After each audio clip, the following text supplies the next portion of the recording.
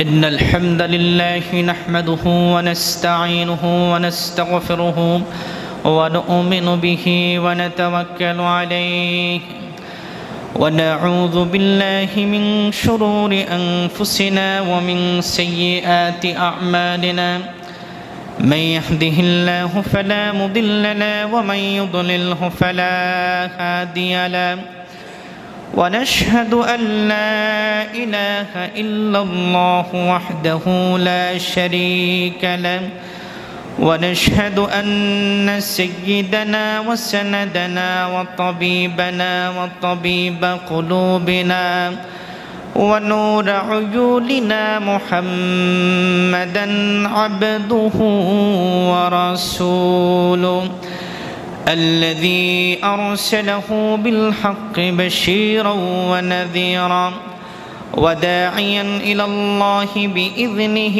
وسراجا منيرا أما بعد فقد قال الله تعالى في كلامه المجيد والفرقانه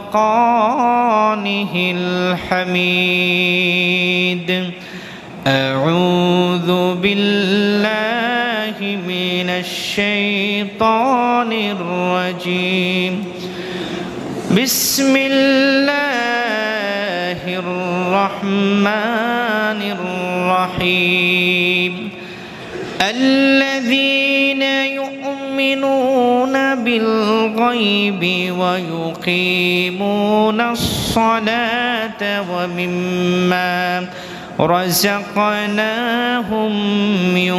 ينفقون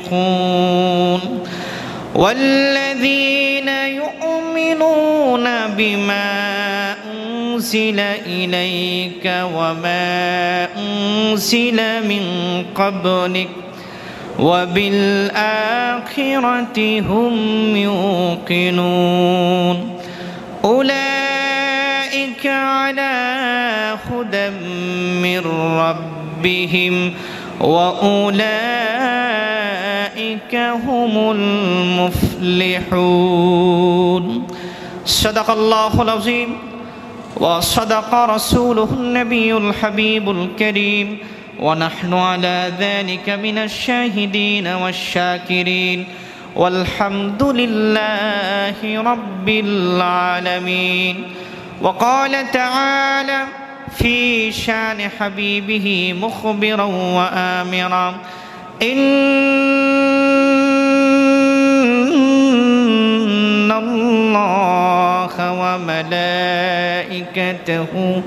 يصلون على النبي يا أيها الذين آمنوا صلوا عليه وسلموا تسليما اللهم صل على سيدنا مولانا محمد وعلى آل سيدنا مولانا محمد زیارت مدینہ کی دل میں ہے تمنا زیارت مدینہ کی دل میں ہے تمنا نہیں ہے میرے پاس سفر کا زمانہ بلغ العلا بکمالہ کشف الدجى بجمالہ حسنت جميع خصاله صلوا عليه وآله মুআজ্জাজ মুহতারাম উপস্থিত পবিত্র জমাদিউল আউয়ালের প্রথম জুমায় সম্মানিত মুসলিম কারাম মুরব্বিন আজম যুবক ভাইয়েরা ছোট ছোট মাসুম বাচ্চারা পর্দার অন্তরালে শ্রবণরতা পর্দানিশীন আমার মা ও বোনেরা সকলকে জানাচ্ছি আন্তরিক মোবারক সবটুকুন শুকরিয়া কার জন্যে যে আল্লাহ জাল্লা জালালুহু ওয়া আম্মা নাওয়ালুহু আমাদেরকে একটি জুমার অতিবাহিত হওয়ার পরে আবার আরেকটি জুমায় আজকে পবিত্র জমাদুল আউয়ালের প্রথম জুমায় আল্লাহর ঘর মসজিদে আসার ও বসার তৌফিক দান করলেন। চলুন সেই মহিয়ান গরিয়ান সর্বশক্তিমান আল্লাহ সুবহানাহু ওয়া তাআলার দরবারে আমাদের হৃদয়ের সবটুকু আবেগ অনুভূতিগুলোকে উজাড় করে সমবেত কণ্ঠে পড়ছি আলহামদুলিল্লাহ। আমার রাসূল বলেছেন, একটি জুমা পরে যে ব্যক্তি বাড়িতে গেল, আরেকটি জুমা পড়ার জন্য যে ব্যক্তি মসজিদে ঢুকলো, আল্লাহ পাক তার পেছনের 1 সপ্তাহের গুনাহ মাফ করে দিয়েছে। প্রিয় সুধী, আজকে আমি আপনাদের খেদমতে পবিত্র কোরআনুল কারীমের দ্বিতীয় সূরা আল বাকারার 3, 4, 5 তিনটি আয়াত তেলাওয়াত করেছি। এই তিনটি আয়াতকে আবর্তন করে একটি বিষয়কে নিয়ে আমরা কথা শুনবো। আর দেরি নয়, সকলে আমার সাথে পড়ুন, যেন প্রতিটি হরফের নূর আল্লাহ পাক, প্রতিটি হরফের সওয়াব আল্লাহ পাক যেন আমাদেরকে দান করেন। আউযু বিল্লাহি মিনাশ শাইতানির রাজীম। বিসমিল্লাহির রহমানির রহিম।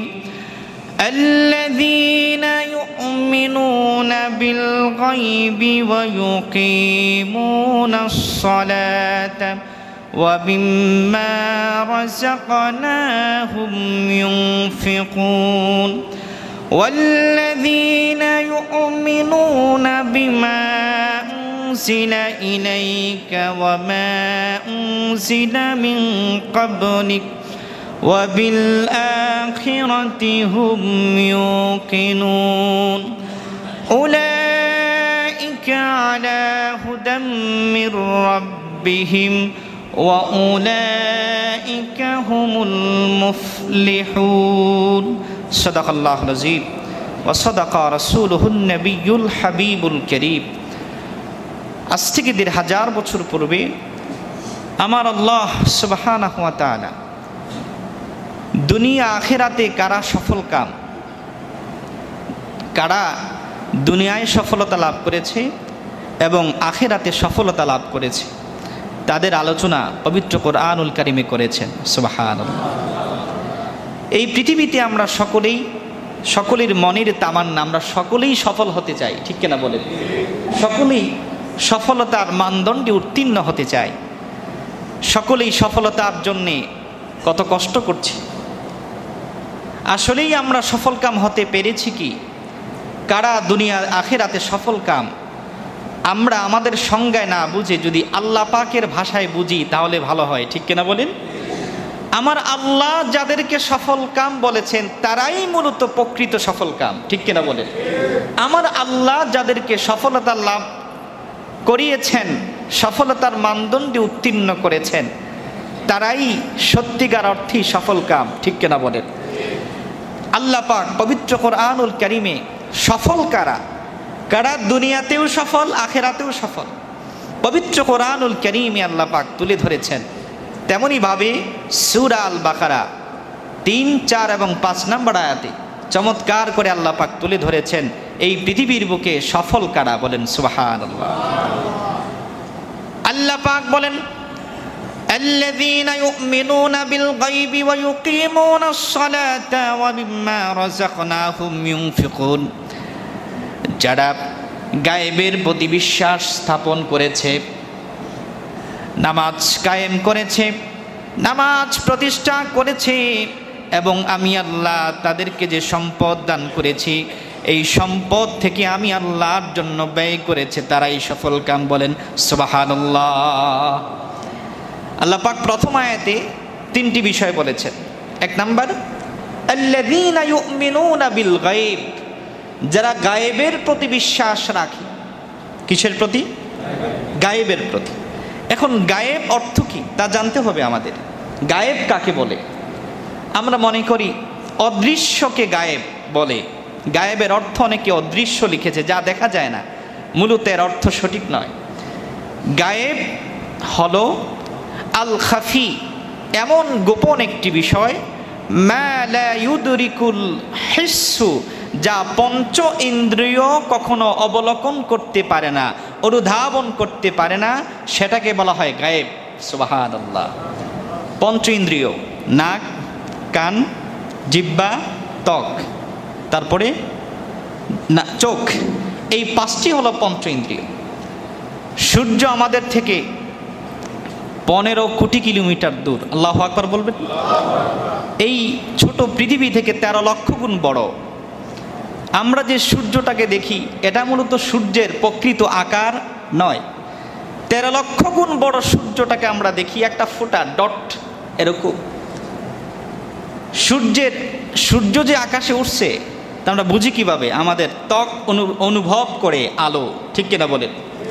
বাতাস দেখা যায় না, বাতাস কি দেখা যায়? কিন্তু বাতাস যে আছে এটা আমরা বিশ্বাস করি কিভাবে? আমাদের ত্বক অনুভব করে বাতাস লাগে, ঠিক কি না? তাহলে অদৃশ্যকে কি বলা হয় না? গায়েব বলা হয় না। তাহলে গায়েব কি? মা লা ইউদরিকুল হিসসু, পঞ্চ ইন্দ্রিয় যেটাকে অনুভব করতে পারে না, অনুধাবন করতে পারে না, বুঝতে পারে না, সেটাকে গায়েব। 15 কোটি কিলোমিটার দূরের সূর্যটা আমাদের জন্য গায়েব না, কিন্তু 3.5 হাত মাটির নিচের কবরটা আমাদের জন্য গায়েব, ঠিক কিনা বলেন? 3.5 হাত মাটির নিচে, মাত্র 3.5 হাত, কিন্তু মাটির নিচে কি হচ্ছে আমরা কেউ দেখি নাই, অনুভব করতে পারি না, ঠিক কিনা বলেন? তে আল্লাহ পাক ইমানদার বান্দাকে বললেন, আল্লাযীনা ইউমিনুনা বিল গায়ব, যারা গায়েবের প্রতি বিশ্বাস স্থাপন করে, এই দুনিয়ার বুকে থেকেও যারা কবরকে বিশ্বাস করে, লাইফ আফটার লাইফ, এই দুনিয়ার পরে আরেকটা জীবন আমাদের আছে না দেখে যারা বিশ্বাস করে, তারাই এই দুনিয়া এবং আখিরাতে সফলতা লাভ করেছে। বলেন সুবহানাল্লাহ। আমরা আল্লাহকে দেখি নাই, কিন্তু আল্লাহর সৃষ্টি জগৎ, আল্লাহ পাকের বিধান দেখে আমরা আল্লাহকে, আল্লাহ যে একজন আছে এটা আমরা অনুভব করি, ঠিক কিনা বলেন? তো গায়েবের প্রতি বিশ্বাস একটা অন্যতম বিশ্বাস। বাংলাদেশে এমনও মানুষ আছে তারা বলতে চায় আনসিন ইজ নাথিং, যা দেখি না তা বিশ্বাস করি না। নাউজুবিল্লাহ পড়ে। আমরা আমেরিকা যে আছে আমরা দেখছি, জোরে বলেন, দেখি নাই। যারা গেছে তারা তাদের বিষয় ভিন্ন, কিন্তু আমরা যারা যাই নাই, কিন্তু আমেরিকা যে একটা দেশ আছে বিভিন্ন বইগুলোতে পড়ে আমরা এটা বিশ্বাস করি, ঠিক কি না? তাহলে আনসিন ইজ নাথিং এটা শুধু আল্লাহর বেলায় কেন, সব বেলায় হতে পারে না? আনসিন ইজ নাথিং এই থিওরি হলো নাস্তিকদের থিওরি। নাউজুবিল্লাহ পড়েন। যারা বলে যা দেখি না তা বিশ্বাস করি না, কিন্তু ইমানদার মুমিন আল্লাহ পাক কোরআনুল কারীম, আমার রাসূল হাদিস শরীফে যা বলেছেন, আমান্না সাল্লামনা, কোনো প্রশ্ন ছাড়াই বিশ্বাস করে। সুবহানাল্লাহ। এটার নাম হলো ঈমান। কি বলেন? ঈমান। নামাজ ঠিক, রোজা ঠিক, হজ ঠিক, কিন্তু পরকালের বিশ্বাস নাই। কবরের নিচে কি হয় বিশ্বাস করে না, যে মরে গেলেই তো শেষ।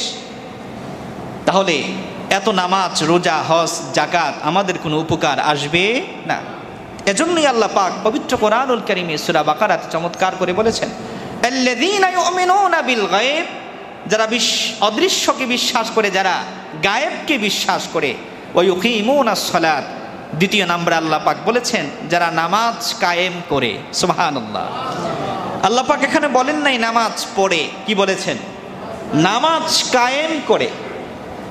আকামা ইউকিমু অর্থ হলো নামাজ পড়া না, নামাজ প্রতিষ্ঠা করা। সুবহানাল্লাহ পড়ে। নামাজ আপনি কিভাবে প্রতিষ্ঠা করবেন, এই আয়াতের ব্যাখ্যায় মুফাসসির কেরাম অনেক কথা বলেছেন। তার মধ্যে অন্যতম হলো, আপনি নামাজ পড়বেন, নিজেই পড়বেন না, আপনার আপনজন, ছেলে মেয়ে, আপনজনদেরকেও নামাজ পড়াবেন, জোরপূর্বক হলেও পড়াবেন। সুবহানাল্লাহ। এজন্য আল্লাহর নবী বলেছেন, মুরু আওলাদাকুম বিসসালাত ওয়া হুম আবনাউ 7 সিনিন ওয়াদরিবুহুম আলাইহা ওয়া হুম আবনাউ 10 সিনিন। আমার নবী বলেছেন, উম্মত তোমরা তোমাদের সন্তানদেরকে নামাজের আদেশ দাও যখন তাদের বয়স 7 বছর। কত বছর? 7 বছর থেকে নামাজের আদেশ করো, বারবার আদেশ করো, নামাজে নিয়ে আসো। যদি নামাজ পড়তে না চায় 10 বছর যখন হবে তাকে শুধু বলা না, তাকে হালকা প্রহার করে হলেও নামাজ পড়াও। সুবহানাল্লাহ। এজন্য হানাফি মাযহাবে নামাজ যারা পড়বে না তাদের জন্য পানিশমেন্ট আছে। আল্লাহু আকবার বলেন। আপনি নামাজ পড়বেন না এটা হতে পারে না, কারণ আপনি ইসলামের মধ্যে ঢুকেছেন, একটা স্কুলের মধ্যে ঢুকেছেন। ইসলাম হলো একটা বিদ্যালয়। কি বলেন? বিদ্যালয়। আপনি নামাজ পড়বেন না কেন? ইসলামী রাষ্ট্র যদি হতো, ইসলামী রাষ্ট্রের সরকারের বিধান হলো, নিয়ম হলো 5 বেদ হলেও তাকে মারতে হবে। যে নামাজ পড়বে না কয় বেদ? 5 বেদ। তা আমাদের বাংলাদেশ 90% মুসলমান, কিন্তু বাংলাদেশ মুসলিম দেশ, কিন্তু ইসলামিক দেশ নয়। এজন্য হয়তো বা পরকালে আল্লাহর কাছে আমাদেরকে প্রশ্নের সম্মুখীন হতে হবে। হবে কি হবে না? হবে। যে তোমরা 99% মুসলমান, কিন্তু নামাজ পড়েছ, কিন্তু পড়ানোর মতো সিস্টেম তোমরা কেন করলে না? আল্লাহর কাছে জবাব দিতে হবে, অবশ্যই জবাব দিতে হবে।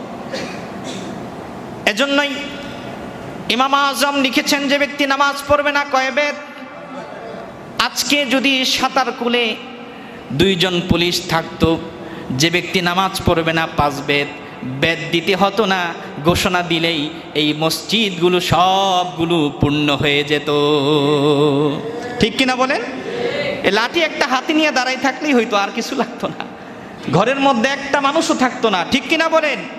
কিন্তু এখন যেই সেই মুসলমান নামধারী, এখনো দেখেন আজকে জুমার দিন, এত বরকতপূর্ণ দিন, আমার রাসূল বলেছেন 1 জুমা পরে বাড়িতে গেছে, আরেক জুমা যে আয়েশা পড়ছে, আল্লাহ পাক তার পেছনের সব গুনাহগুলো মাফ করে দিয়েছেন। সুবহানাল্লাহ। এমন বরকতপূর্ণ দিনেও এমনও মানুষ আছে জুমার নামাজ পড়ার মতো সৌভাগ্য তার হয় না। ঠিক কিনা বলেন?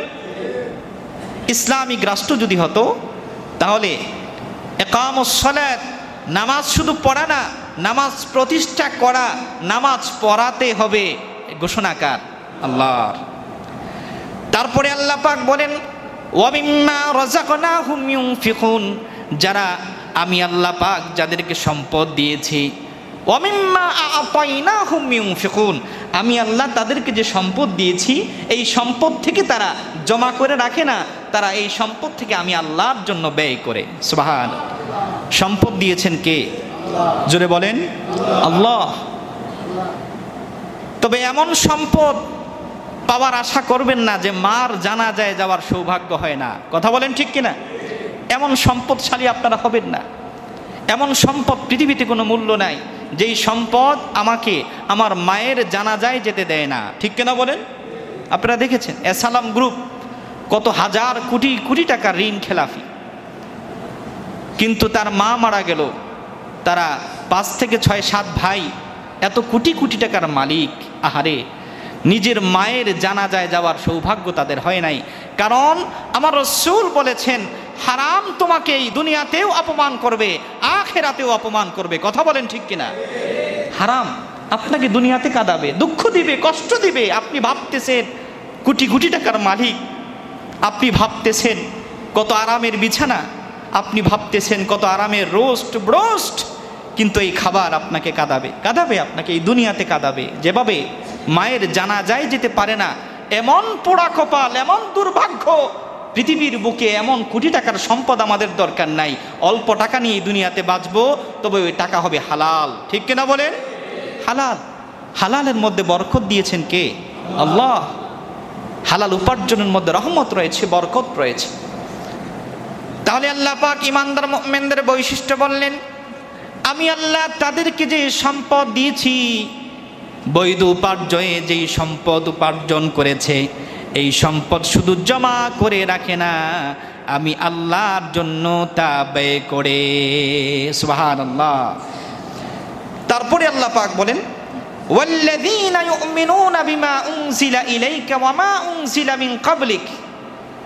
4 নম্বর বৈশিষ্ট্য হলো, আমি আল্লাহ পাক পূর্বের নবীদের উপরে যে কিতাব নাজিল করেছি তা বিশ্বাস করে, আমার হাবিবের উপরে যে কিতাব দিয়েছি তাকেও বিশ্বাস করে। বলেন সুবহানাল্লাহ। ওয়া বিল আখিরাতি হুম ইউকিনুন, এবং তারা পরকালের প্রতি পরিপূর্ণ বিশ্বাস স্থাপন করে। বলেন সুবহানাল্লাহ। এই 4 প্রকার বৈশিষ্ট্য বর্ণনা করে আল্লাহ পাক ঘোষণা দিয়েছেন, উলাইকা আলা হুদাম মির রাব্বিহিম ওয়া উলাইকা হুমুল মুফলিহুন। আল্লাহ পাক বলেন, যারা আমার গায়েবের প্রতি বিশ্বাস স্থাপন করবে, নামাজ প্রতিষ্ঠা করবে, আমি আল্লাহ যে রিজিক তাদেরকে দিয়েছি এই রিজিক থেকে তারা ব্যয় করবে, এবং আমি যে কিতাব দিয়েছি কিতাবগুলোকে বিশ্বাস করবে, এবং পরকালের প্রতি পূর্ণ আস্থার বিশ্বাস রাখবে, আল্লাহ পাক ঘোষণা দিয়েছেন, উলাইকা আলা হুদাম মির রাব্বিহিম, আমি আল্লাহর পক্ষ থেকে আমার এই বান্দারা হেদায়েত প্রাপ্ত, ওয়া উলাইকা হুমুল মুফলিহুন, এবং এই দুনিয়া আখিরাতে তারা সফল কাম। বলেন সুবহানাল্লাহ। তাহলে আল্লাহ পাকের সংজ্ঞায় আল্লাহ পাক যাদেরকে সফল কাম বলেছেন তারা হলো ঈমানদার। সুবহানাল্লাহ পড়বেন না? তারা কারা? ঈমানদার। আপনি বড় অট্টালিকা দেখে ভাবতে পারেন তারা সবচেয়ে বড় সফল। আমেরিকাকে দেখেই আপনি, লস অ্যাঞ্জেলস দেখেই আপনি ভাবতে পারেন এরা সফল। না, এরা দুনিয়াতে আমার সংজ্ঞায়, আমার আল্লাহর সংজ্ঞায় সবচেয়ে বড় মিসকিন। ঠিক কিনা বলেন? সবচেয়ে বড় মিসকিন। কারণ তাদের সব কিছু আছে, কিন্তু সবচেয়ে বড় দৌলত, সবচেয়ে বড় দামি জিনিস যেটা, এটা হলো ঈমান। এই ঈমানের দৌলত থেকে তারা বঞ্চিত। ঠিক কিনা বলেন? তো ঈমান যার আছে, আমার আল্লাহ পাক বলেছেন উলাইকা হুমুল মুফলিহুন, তারা এই দুনিয়া আখিরাতে সবচেয়ে বড় সফল। বলেন সুবহানাল্লাহ। বন্ধুরা আমার, বাবারা আমার, আল্লাহ পাক যাদেরকে কোরআনে সফল বলেছেন, আল্লাহ পাক যাদেরকে সফলতা দান করেছেন, তাদের মধ্যে আরেক প্রকার হলো যারা ঈমান এনেছে, ঈমান আনার পরে বসে থাকে নাই, ঈমান আনার পরে নেক আমল করেছে। সুবহানাল্লাহ পড়েন। ঈমান আনার পরে কি আমল করেছে? নেক আমল। আল্লাহ পাক সূরা বুরুজের 85 নম্বর আয়াতে বলেন, ইন্নাল্লাযীনা আমানু ওয়া আমিলুস সালিহাতি লাহুম জান্নাতুন তাজরি মিন তাহতিহাল আনহার যালিকাল ফাওজুল কাবীর। সুবহানাল্লাহ। আল্লাহ পাক বলেছেন, নিশ্চয়ই যারা আমি আল্লাহর প্রতি ঈমান এনেছে এবং ঈমান আনার পরে নেক আমল করেছে, আমি আল্লাহ পাকের ঘোষণা হলো লাহুম জান্নাত, আমি আল্লাহর আটো জান্নাত তার জন্য। সুবহানাল্লাহ। তাজরি মিন তাহতিহাল আনহার, যেই জান্নাতের তলদেশ দিয়ে প্রস্রবণ নহরগুলো প্রবাহিত হচ্ছে। সুবহানাল্লাহ। আল্লাহ পাক ঘোষণা দিয়েছেন যালিকাল ফাওজুল কাবীর, তারাই হলো আমি আল্লাহর পক্ষ থেকে মহা সফল কাম, মহা সফলতা তারা অর্জন করেছে। সুবহানাল্লাহ। তে জান্নাত পাওয়ার আগ পর্যন্ত কোনো সফলতা আমাদের নাই। দুনিয়ার যে সফলতা, পরীক্ষার সফলতা, বড় একটা বাড়ি গাড়ি, এগুলো সফলতা আমাদের সাময়িক। ঠিক কিনা বলেন? কিন্তু মালিকের ডাক যখন চলে আসবে, এত কোটি কোটি টাকার বিল্ডিংটা ছেড়ে আমাকে সাদা কাপড়ে কাফনে চলে যেতে হবে। ঠিক কিনা? এত দামি গাড়িটা আমাকে রেখে চলে যেতে হবে, প্রিয় জিনিসগুলো আমাকে রেখে রবের ডাকে সাড়া দিতে হবে।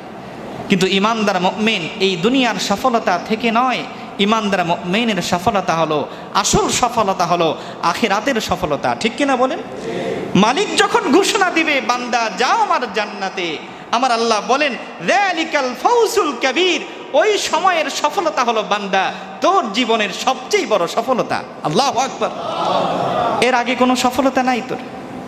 আমি যখন ঘোষণা দিব আমার জান্নাত, চলে যা। আমার রাসূল বলেছেন যারা নেক আমল করবে, আল্লাহ পাক কিয়ামতের ময়দানে তাকে বলবে বান্দা এই যে আমার আটো জান্নাত, সব দরজাগুলো তোর জন্য খোলা, যেটা দিয়ে মন চায় প্রবেশ কর। সুবহানাল্লাহ।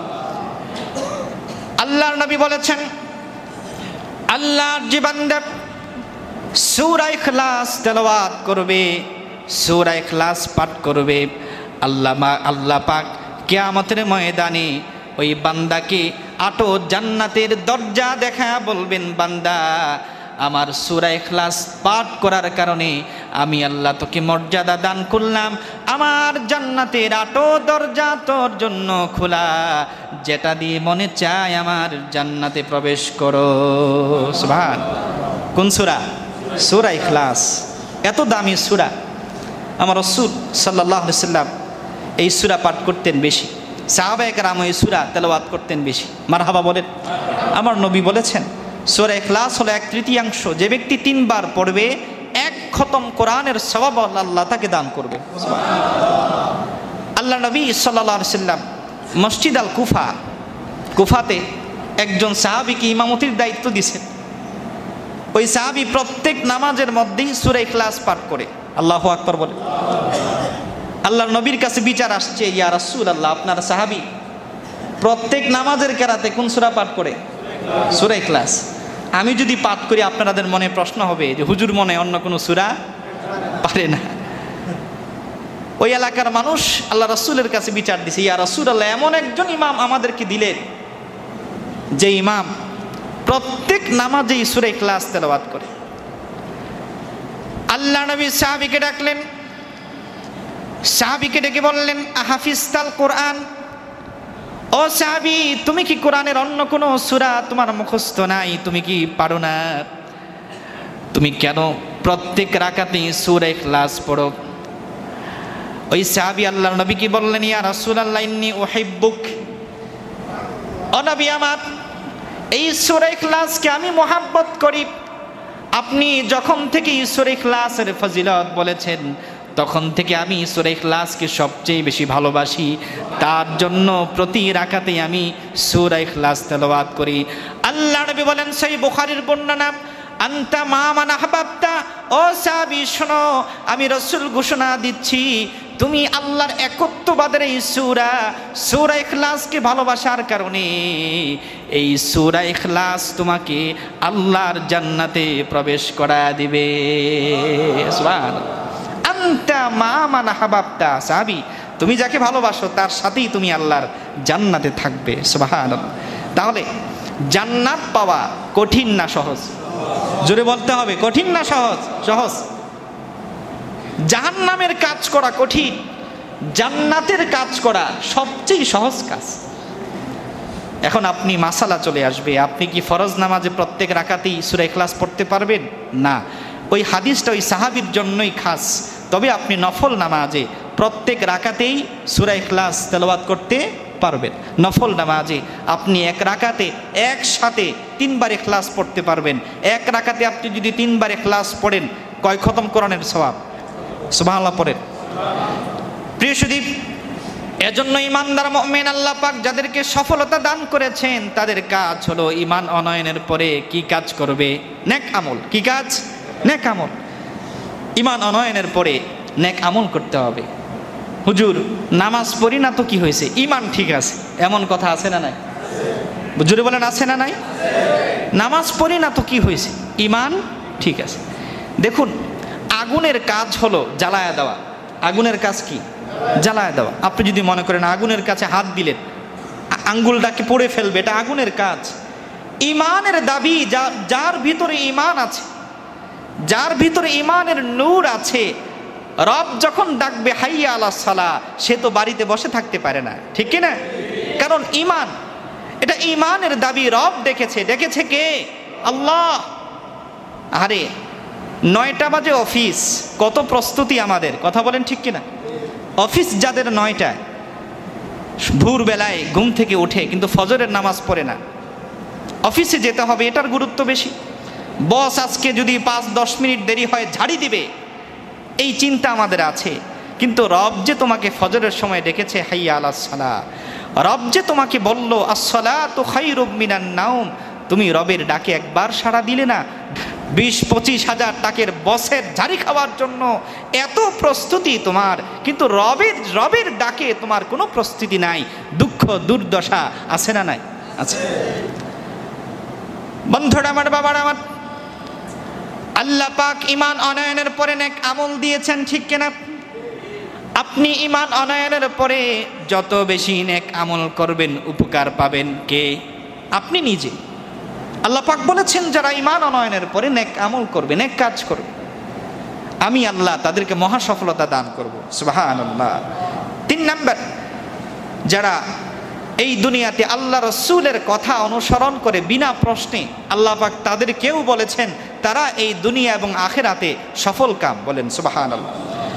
আল্লাহ পাক পবিত্র কোরআনুল কারীমে সূরা আরাফের 157 নম্বর আয়াতে বলেন, ফাল্লাযীনা আমানু বিহি ওয়া আযযারুহু ওয়া নাসারুহু ওয়াত্তাবাউন নূরাল্লাযী উনজিলা মাআহু উলাইকা হুমুল মুফলিহুন।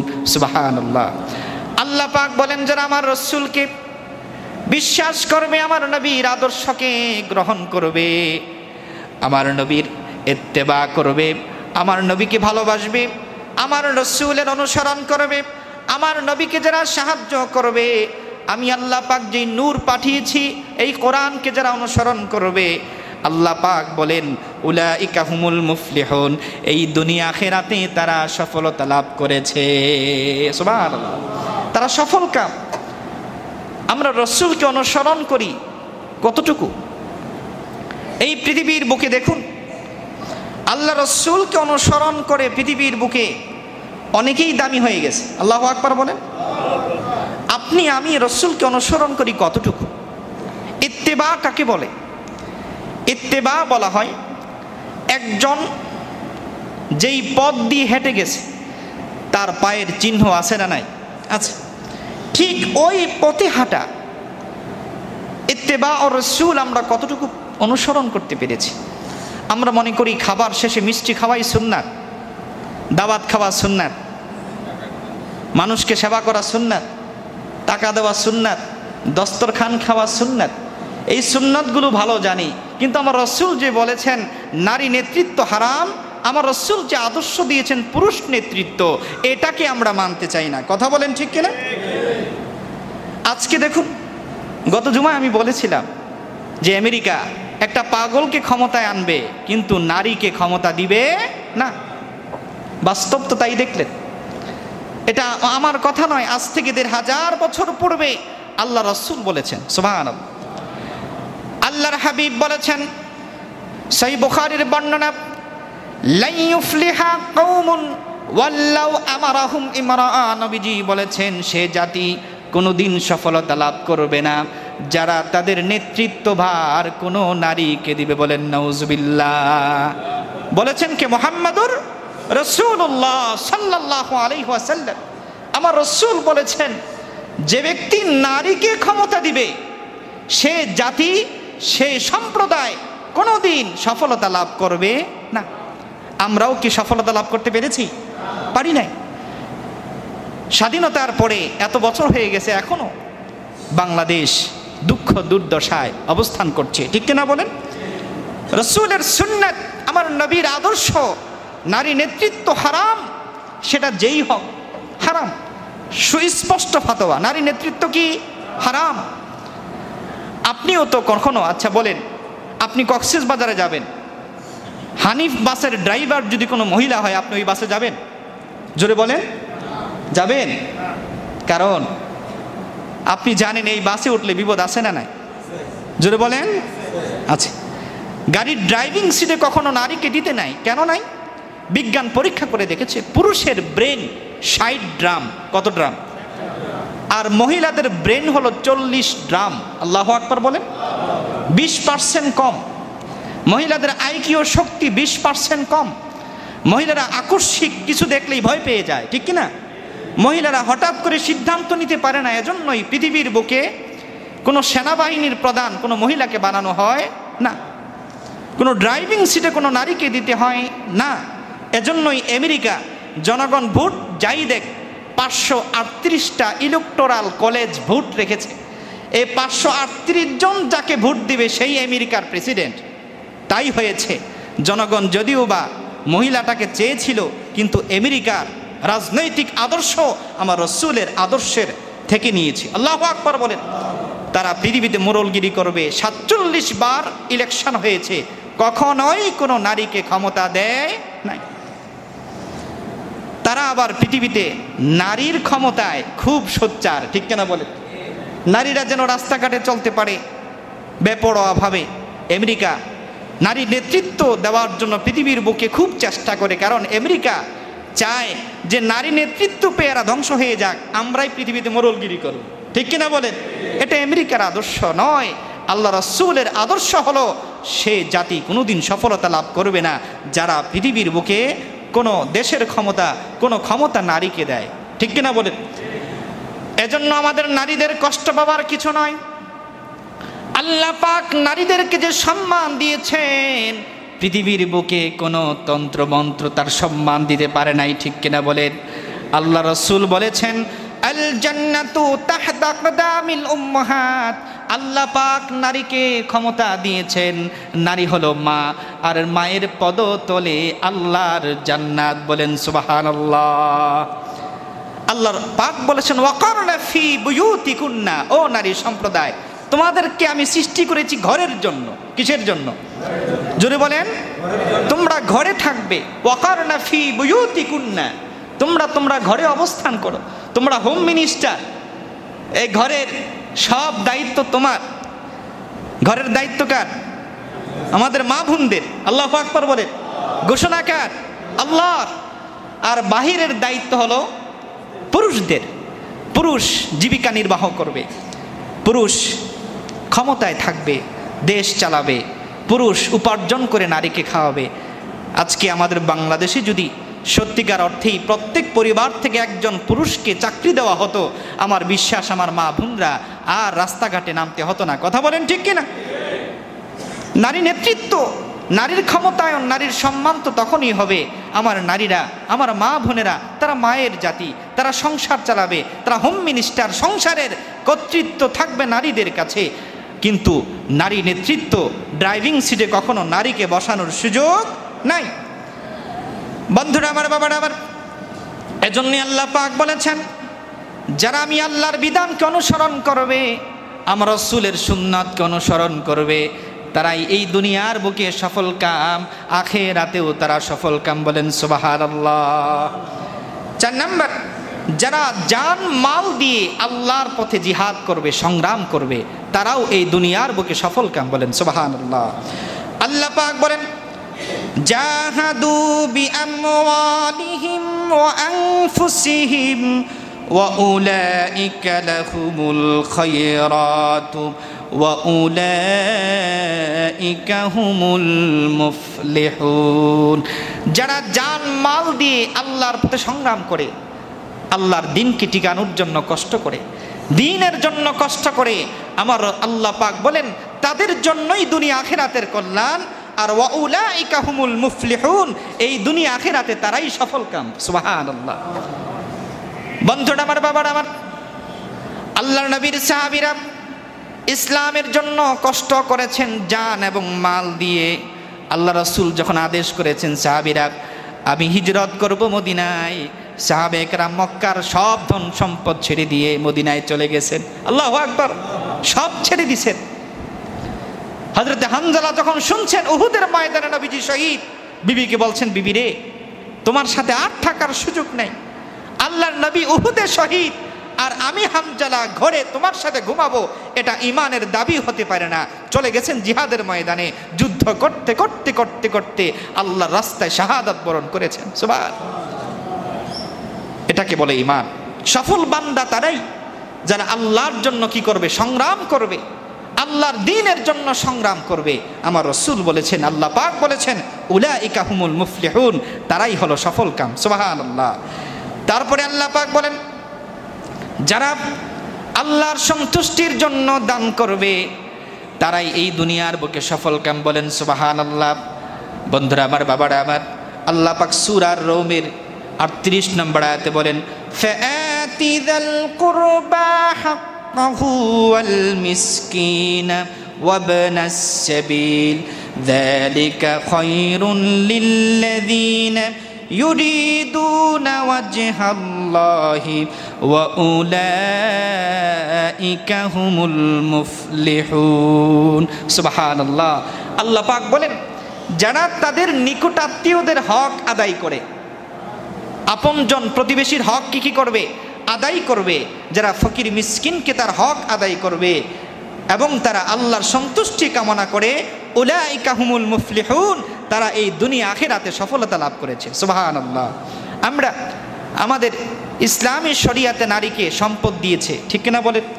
পুরুষের সম্পদের অর্ধেক, পুরুষের সম্পদের অর্ধেক। এটা নিয়ে আবার আমাদের নাস্তিক পাড়ায় খুব সমালোচনা যে আল্লাহ নারীদেরকে ঠকাইছে। নাউজুবিল্লাহ বলবেন না?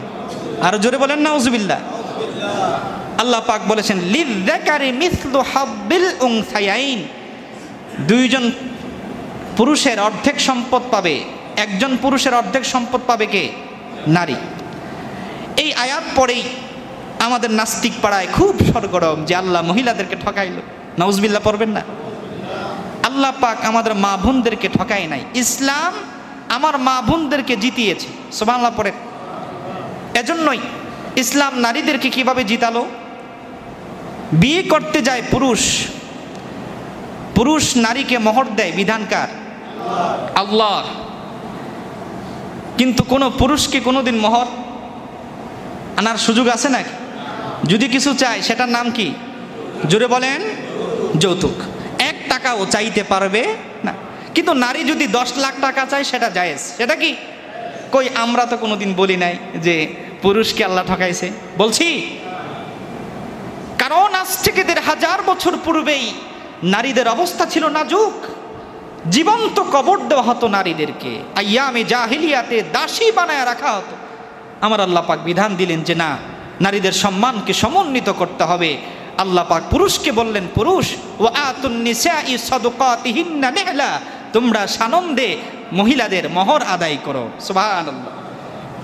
কিন্তু এই মোহর থেকে 1 টাকাও যদি নারী সংসারে খরচ না করে গুনাহ হবে না, এটা একান্তই তার, ঠিক কিনা? আমার মা বোনেরা বাবার বাড়ি থেকে সম্পদ পায়, অর্ধেক পেলেও তো পায়, ঠিক কিনা? বাবা থেকে সম্পদ পায়, সন্তান মারা গেলে সেখান থেকেও পাবে, স্বামী যদি মারা যায় সেখান থেকেও পাবে, অনেক পায়। 5 থেকে 6 জায়গা থেকে নারী সম্পদ পায়। কিন্তু আল্লাহ পাক খরচ করতে বলেছেন পুরুষকে। সুবহানাল্লাহ পড়ে। খরচ করবে কারা? আল্লাহ পাক বলেন ওয়ালাল মাউলুদি লাহু রিজকুহুন্না ওয়া কিসওয়াতুহুন্না বিল মা'রুফ। আমি পুরুষকে আদেশ করছি, যারা সন্তানের বাবা, তোমরা এই সন্তানের মার সব খরচ তোমরাই বহন করবে। সুবহানাল্লাহ। তো নারীর মোহর তার নিজস্ব সম্পদ। সে যে বাবা থেকে অর্ধেক পেল, স্বামী থেকে পেল, ছেলে থেকে পেল, এগুলো সব যে পেল, 1 টাকাও তার খরচ করতে হবে না। কিন্তু পুরুষ সে যেহেতু খরচ করবে, সব দায়িত্ব তার, এজন্য আল্লাহ পাক তাকে দ্বিগুণ সম্পত্তি দিয়েছে। এতে নারীর সম্মান অক্ষুণ্ণ হয় নাই। যদি পুরুষ নারীকে সত্যিকার অর্থেই তার অধিকার আদায় করত, তাহলে নারী সম্প্রদায় এই দুনিয়ার বুকে সবচেয়ে দামি হয়ে যেত, ঠিক কিনা বলেন? এজন্য আমরাও তো বোনদের সম্পত্তি দিতে চাই না, কথা বলেন ঠিক কিনা? বোন যদি সম্পত্তি দাবি করে, কি তুমি কি আমার বাড়িতে আর খাইবা না, এমনও কথা আমরা বলি কি বলি না? কি ব্যাপার, বাবার বাড়িকে ছেড়ে যাচ্ছ নাকি? কিন্তু ইসলামের বিধান হলো, আপনার বাবা যদি দুনিয়া থেকে না থাকে, আপনি ভাই হিসাবে আপনার উপর আবশ্যক হলো বোনদের সম্পদ বুঝায় দেওয়া, ঠিক কিনা বলেন? আমরা যারা বোনদের সম্পদ খাচ্ছি আমরা অপরাধী। কারণ তাদের সম্পদ যদি আমরা খাই, হালাল না হারাম?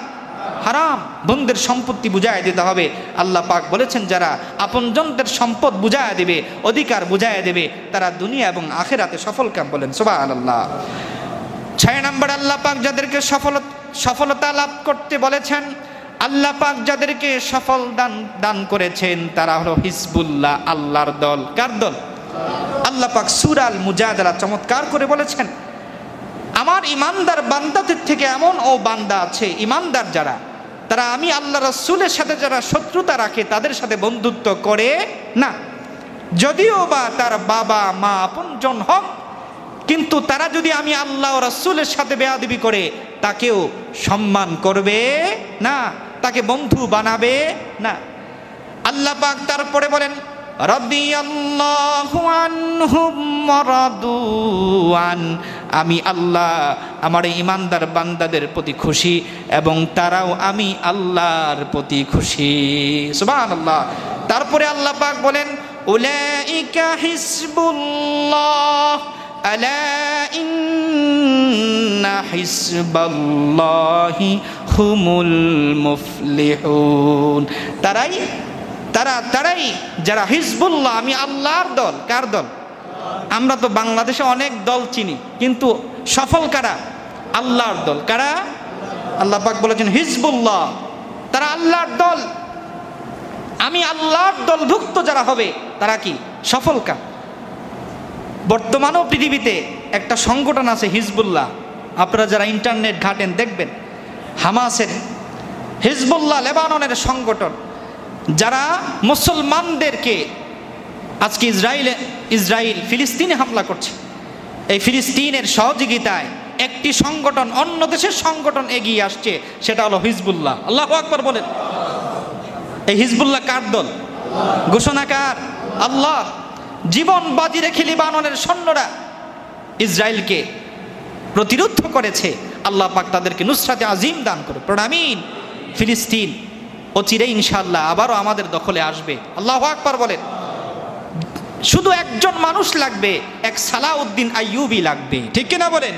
এক সালাউদ্দিন আইয়ুবী যদি আবারও আসতো, আবার এক মুজাহিদ যদি আমরা পেতাম, আবারও ফিলিস্তিন আমাদের দখলেই আসতো, তবে আমার রাসূলের হাদিস বলছে আবারও ফিলিস্তিন মুসলমানদের কাছেই আসবে ইনশাআল্লাহ। বন্ধুরা আমার, বাবার আমার, আল্লাহ পাক যাদেরকে সফল বলেছেন তাদের মধ্যে এক প্রকার হলো যারা দুঃখে সুখে বিপদে আপদে আল্লাহর জন্য ব্যয় করে। সুবহানাল্লাহ পড়েন। আমার আল্লাহ পাক বলেন ওয়ামাই ইউফা শুফা নাফসিহি ফাউলাইকা হুমুল মুফলিহুন। যারা দুঃখে সুখে ব্যয় করে, কৃপণতা করে না, যারা কৃপণ না, যারা কি না কৃপণ না, যারা ব্যয় করে আমি আল্লাহর রাস্তায়, উলাইকা হুমুল মুফলিহুন, তারা এই দুনিয়া আখিরাতে সফল কাম। সুবহানাল্লাহ। তারপরে আল্লাহ পাক যাদেরকে সফল বলেছেন তাদের মধ্যে একদল হলো আল্লাহ পাক সূরা আল মায়েদার 90 নম্বর আয়াতে বলেন ইয়া আইয়ুহাল্লাযীনা আমানু ইন্নামাল খামরু ওয়াল মাইসিরু ওয়াল আনসাবু ওয়াল আজলামু রিজসুম মিন আমালিশ শাইতান ফাজতানিবুহু লাআল্লাকুম তুফলিহুন। সুবহানাল্লাহ।